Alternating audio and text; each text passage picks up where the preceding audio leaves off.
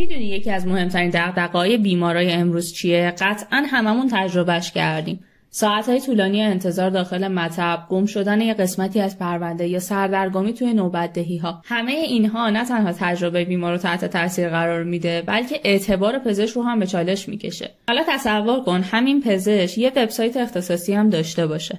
یه فضایی که کامل در اختیار خود پزشک هستش، تمام اطلاعات بیمارا به صورت دقیق و منظم داخلش ثبت میشه و پرونده ها همیشه در دسترسه و به نوعی با نظم بیشتری داره پیش میره. این یعنی خروج از فرآیندهای سنتی، افزایش اعتماد بیمارا و بالا رفتن نظم در ارائه خدمات پزشکی. نکته خیلی مهمی که داشتن وبسایت برای پزشک فراهم میکنه امکان ارائه خدمات از راه دوره. به این صورت که بیمار قبل از مراجعهش با یه مشاوره‌ای که با پزشک میتونه تلفنی داشته باشه، اطلاعات اولیه، آزمایش یا هر مدرکی دیگه‌ای که لازم هستش همراه خودش داشته باشه رو میتونه داخل پروندهش بارگذاری کنه یا همراه خودش بیاره برای مراجعه حضوری. در واقع یعنی زمان کمتر، آمادگی بیشتر و دقت بالاتر توی روند درمان اون بیمار. علاوه بر این مورد توی بخش نوبت‌دهی هم همه چیز ساختارمندتر و اصولی‌تر پیش میره. یعنی بدون نیاز به همکاری با وبسایت‌های واسطه‌ای یا پرداخت کمیسیون، بدون بار اضافی که برای منشی وجود داره و بدون تجربه ناخوشایند انتظار برای بیمارایی که میان به مطب مراجعه میکنن.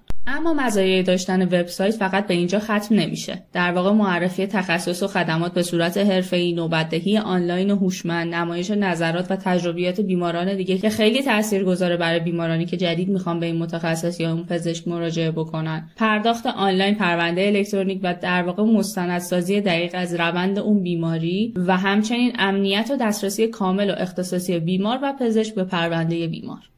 در نهایت یه وبسایت حرفه‌ای پزشکی نه تنها اعتبار پزشک رو تقویت میکنه، بلکه باعث ایجاد یه برند شخصی قوی برای اون پزشک و متخصص میشه و همچنین باعث ارتباط شفاف بین بیمار و پزشک و تمایز اون پزشک نسبت به سایر متخصصا و پزشکا هم میشه. اگه تمایل دارید تجربه متفاوت، دقیق و حرفه‌ای در فضای پزشکی دیجیتال داشته باشید و میخواین وبسایت خودتون رو راه اندازی کنید، وبگستران آماده است از طراحی تا اجرا و حتی تبلیغات در کنارتون باشه. برای مشاوره رایگان کافیه با ما در تماس باشید.